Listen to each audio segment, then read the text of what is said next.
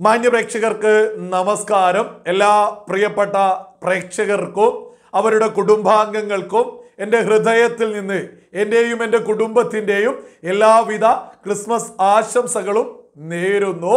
ലോകമെമ്പാടും ക്രിസ്മസ് ആഘോഷിച്ചു കൊണ്ടിരിക്കുന്നു. ഈ ഒരു സന്ദർഭത്തിലും സാക്കിർ നായിക്ക് എന്ന പരമചറ്റ രംഗത്തെത്തിയിട്ടുണ്ട്.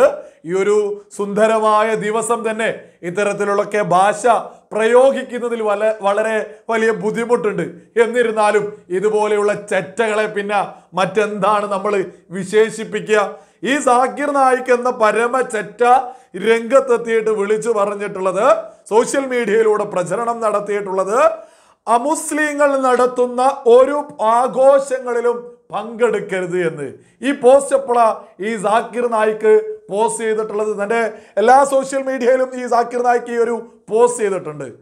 ലോകമെമ്പാടും ക്രിസ്മസ് ആഘോഷിക്കുന്നതിൻ്റെ തലേ ദിവസം, കഴിഞ്ഞ ദിവസം ആ പോസ്റ്റ് ചെയ്തതാണ്.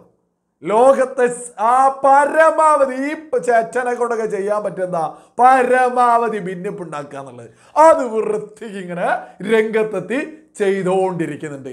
ഈ പരമചെറ്റയൊക്കെ കാരണം നിങ്ങളതൊക്കെ ഒന്ന് ആലോചിച്ച് നോക്കൂ. ക്രിസ്ത്യൻ ആണെങ്കിലും മുസ്ലിം ആണെങ്കിലും ഇവരൊക്കെ തമ്മിൽ ഒരുമിച്ച് വലിയ ബന്ധത്തോട് കൂടിയിട്ട് മുന്നോട്ട്, പ്രത്യേകിച്ച് ഇന്നൊക്കെ ആളുകളൊക്കെ ആയിട്ട് വീടുകളിലേക്കൊക്കെ പോവാൻ നിൽക്കുന്നൊരു സന്ദർഭത്തിൽ സാക്കിർ നായിക്ക് ആ നാറിയൊക്കെ ചിന്തിക്കുന്നത് എങ്ങനെയെങ്കിലും എന്നെ കൊണ്ടാവുന്നത് പോലെ കുത്തിത്തിരിപ്പ് നടത്തണം എന്ന രീതിയിലല്ലേ ഈ പോസ്റ്റൊക്കെ ആയിട്ട് രംഗത്തെത്തിയത്. സാക്കിർ നായിക്കിന്റെ വലിയ പ്രഖ്യാപന, ഒരു അമുസ്ലിങ്ങൾ നടത്തുന്ന ഓരോ ആഘോഷങ്ങൾക്കും പങ്കെടുക്കരുത് എന്നാ പറയുന്നത്. അത് ക്രിസ്മസ് രാത്രി തലേന്നാ ഈ പോസ്റ്റുമായിട്ട് രംഗത്ത് വന്നിട്ടുള്ളതും. ഇതൊക്കെ എന്തിനാ നമ്മൾ ഇവിടെ ചർച്ച ചെയ്യുന്നത് എന്നൊക്കെ ആരെങ്കിലും ചോദിച്ചു വരികയാണെങ്കിൽ അവർക്ക് മുന്നിലേക്ക് വെക്കാം. ഞാൻ കഴിഞ്ഞ ദിവസം ഈവനിങ് ഒരു ഷോർട്സ് നമ്മുടെ ചാനലിൽ തന്നെ പോസ്റ്റ് ചെയ്തിട്ടുണ്ടായിരുന്നു, എല്ലാവർക്കും ക്രിസ്മസ് ആശംസകളൊക്കെ പറഞ്ഞിട്ട്. അതിന് വന്നിട്ടുള്ള ഒരു കമന്റ് ഞാനൊന്ന് വായിച്ചു കേൾപ്പിക്കും, ഞാനിവിടെ കൊടുക്കാം. നിന്റെ അമ്മയുടെ കല്യാണമല്ലേ ക്രിസ്മസ് എന്ന്. നിങ്ങളൊന്ന് ആലോചിച്ചോക്കെ, ഒരു ക്രിസ്മസ് ആഘോഷം, എല്ലാവരും ഒരുമിച്ച് ആഘോഷിക്കുമ്പോൾ അതിന് വന്ന കമന്റാ. ക്രിസ്മസിന് ഞാനൊരു ആശംസ പറയിച്ചതിന് കമന്റ് വന്ന നിന്റെ അമ്മയുടെ കല്യാണമല്ലേ ക്രിസ്മസ് എന്ന്. ഇവനെ പോലെയൊക്കെയുള്ള ഒരുപാട് ആളുകൾ, സാക്കിർ നായിക്കിന്റെയൊക്കെ ആഹ്വാനം ഏറ്റെടുക്കുന്ന ഒരുപാട് ആളുകൾ നമ്മുടെ സമൂഹത്തിലുണ്ട്, നമ്മുടെ കേരളത്തിലുണ്ട്. ഒരുപാട് ആളുകൾ ഈ സാക്കിർ നായിക്കിനെതിരെയൊക്കെ കേസുള്ളതിന് വരെ പ്രതിഷേധമുള്ള ആളുകളില്ലേ? സാക്കിർ നായിക്കിന് വേണ്ടിയിട്ട് രംഗത്തിറങ്ങാൻ ഇന്നും നമ്മുടെ രാജ്യത്ത് ആളുകളില്ലേ?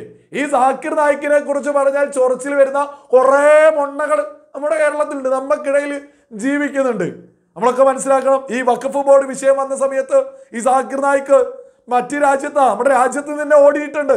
വഖഫിന് സകല ആളുകളും രംഗത്തിറങ്ങണം, ബില്ലിനെ എതിർക്കണം എന്നൊക്കെ പറഞ്ഞ സമയത്ത് അത് ഏറ്റെടുത്ത് നമ്മൾ കണ്ട ഒരുപാട് വീഡിയോകളൊക്കെ അതുമായി പൊക്കിപ്പിടിച്ച് സാക്കിർ നായിക്ക് പറഞ്ഞതും കേട്ട് നടക്കുന്ന ഒരുപാട് ആളുകളെ നമ്മൾ കണ്ടിട്ടുള്ളതായിരുന്നു. എന്തിനാ ഇപ്പോ ഇന്ത്യയിൽ നിന്ന്, നമ്മുടെ ഭാരതത്തിൽ നിന്ന് ഓടിപ്പോയത്? നമ്മുടെ രാജ്യത്തിന്റെ ഭരണാധികാരി നരേന്ദ്രമോദിയെ പേടിച്ച ഓടിയത്. എന്തിനാ ഓടിയത്? ഓടിച്ച് എന്ന് പറയാ. NIA കേസുമായിട്ട് പിന്നാലെ പോയി. രാജ്യത്തിന്റെ പ്രധാനമന്ത്രിയായിട്ട് നരേന്ദ്രമോദി അധികാരത്തിലെത്തിയ സമയത്ത് കൃത്യമായിട്ട് സാക്കിർ നായിക്കുമായി ബന്ധപ്പെട്ട കേസുകൾ നോക്കി തുടങ്ങി. അതിൽ കൃത്യമായിട്ട് രാജ്യത്തിന്റെ ഭരണഘടനയെ പൂച്ഛിച്ചു തള്ളുന്ന തരത്തിലുള്ള ഒരുപാട് കാര്യങ്ങൾ ഈ സാക്കിർ നായിക്ക് ചെയ്തിട്ടുണ്ട്. സാമ്പത്തിക ഇടപാടുകൾ, സാമ്പത്തികമായിട്ടുള്ള തട്ടിപ്പുകൾ ചെയ്തിട്ടുണ്ട്. മാത്രമല്ല മറ്റു മതങ്ങളെ പരിഹസിച്ച് കളിയാക്കി തോന്നിയതുപോലെ രാജ്യത്ത് ഉടനീളം നടന്ന് പ്രസംഗിച്ചിട്ടുണ്ട്. അതിനൊക്കെ എതിരെ കേസ് വന്ന് സ്പോട്ടിൽ ഓടി അഭയം കൊടുത്തത് മലേഷ്യ.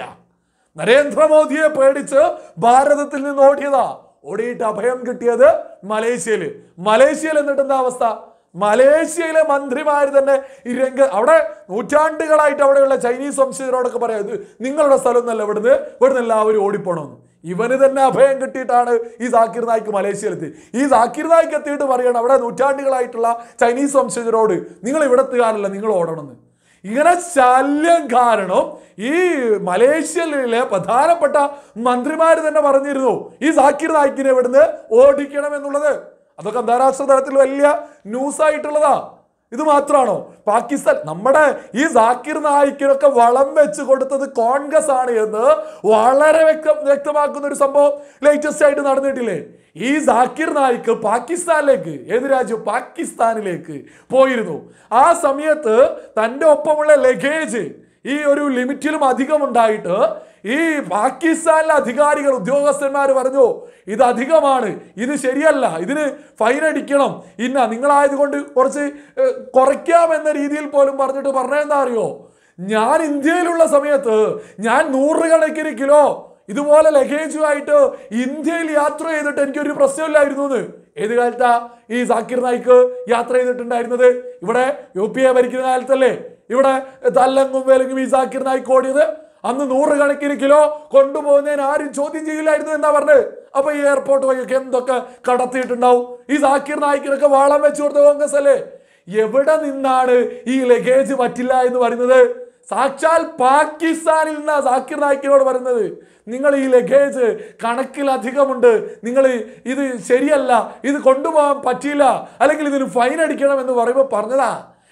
ഇന്ത്യയിലായപ്പോ പോലെ എനിക്ക് ഈ പ്രശ്നമല്ല, 100 കണക്കിന് കിലോകൾ ഞാനിങ്ങനെ കൊണ്ടുപോയിട്ടുണ്ട് എന്ന് ഇതിനൊക്കെ ആരാ ചുക്കാൻ പിടിച്ചത്? രാജ്യം ഭരിക്കുന്നവര് അന്ന് UPA സർക്കാർ സകല സൗകര്യങ്ങളും സാക്കിർ നായിക്കിന് ചെയ്തു കൊടുത്തിട്ടുണ്ടായിരുന്നു. ഈ നരേന്ദ്രമോദി സർക്കാർ എത്തിയ സമയത്ത് ഈ സാക്കിർ നായിക്കുമായിട്ട് അന്വേഷണം തുടങ്ങുമ്പോൾ ഈ ചെയ്തു കൂട്ടിയ സകല കാര്യങ്ങളും UPA സർക്കാരിന്റെ കാലത്താ. സാമ്പത്തിക തട്ടിപ്പുകള്, മതസ്പർദ്ധ, തോന്നിയതുപോലെ മറ്റു മതങ്ങൾക്കെതിരെ അവഹേളനം, തോന്നിയതുപോലെ പരിഹസിക്കല്, കളിയാക്കലുകളൊക്കെ ആയിട്ട് നമ്മുടെ രാജ്യം തന്നെ കുട്ടിച്ചോറാക്കാന് പല സ്ഥലങ്ങളിലൂടെ പ്രസംഗിച്ച് നടക്കലായിരുന്നു ഈ സാക്കിർ നായിക്ക്. നരേന്ദ്രമോദി വന്ന സമയത്താ ഓടി അങ്ങ് ഒളിച്ചതാ. മലേഷ്യയെ പോലും ശല്യോ. പാകിസ്ഥാനിൽ പോവാണെങ്കിൽ പാകിസ്ഥാനിന് പറയാ ഞാൻ കോൺഗ്രസ് ഭരിച്ച കാലത്തൊക്കെ തോന്നിയതുപോലെ നടന്നു. ഇതൊക്കെ കേരളത്തിലെ പൊതുസമൂഹം കൃത്യമായിട്ട് തിരിച്ചറിയണം. സാക്കിർ നായിക്കിനെയൊക്കെ വളർത്തി, സാക്കിർ നായിക്കിനൊക്കെ വളം വെച്ച് കൊടുത്തതൊക്കെ ആരാണ് എന്നുള്ളത് ഇവിടുത്തെ സുബോധമുള്ള സകല ആളുകളും കൃത്യമായിട്ട് തിരിച്ചറിയണം. ഇപ്പൊ തന്നെ നിങ്ങൾ കണ്ടില്ലേ, ലോകമെമ്പാടും ക്രിസ്മസ് ആഘോഷിക്കുക, വലിയ ആഘോഷത്തിൽ അവിടെ എല്ലാ മതങ്ങളിൽപ്പെട്ട അവർ സൗഹാർദ്ദം പങ്കുവെക്കുന്നതിന് ക്രിസ്ത്യൻ സുഹൃത്തുക്കളൊക്കെ ഉണ്ടെങ്കിൽ അവരുടെ വീടുകളിലേക്കൊക്കെ പോയിട്ട് സന്തോഷം പങ്കുവെക്കേണ്ട ഒരു സുന്ദരമായ നിമിഷത്തെ പോലും തകർക്കുന്നതിന് വേണ്ടിയിട്ട് വിളിച്ചു പറയാ അമുസ്ലിങ്ങളുടെ ഒരു ആഘോഷത്തിനും പങ്കെടുക്കരുത് എന്ന്. ഇന്നാറിക്ക് നമ്മുടെ കേരളത്തില് ആരാധകരുണ്ട്. അതാണ് നമ്മൾ മുന്നോട്ട് കാണേണ്ട വലിയ അപകടകരം എന്ന് പറയുന്നത്. അവിടെയും ഇവിടെയും ഒക്കെ ആയിട്ട് ഇതൊക്കെ ആയി ബന്ധപ്പെട്ട് പല പ്രസ്താവനകളും നമ്മൾ കാണാറുണ്ട്. അപ്പൊ നമ്മൾ നിരന്തരം മനസ്സിലായി ഈ സാക്കിർ രാജ്യത്ത് നിന്ന് പോയിട്ട് പോലും ഇവന്റെയൊക്കെ ശല്യം നമ്മുടെ രാജ്യത്ത് ഇന്നുമുണ്ട് എന്നുള്ളതൊരു വളരെ വലിയ യാഥാർത്ഥ്യമാണ്.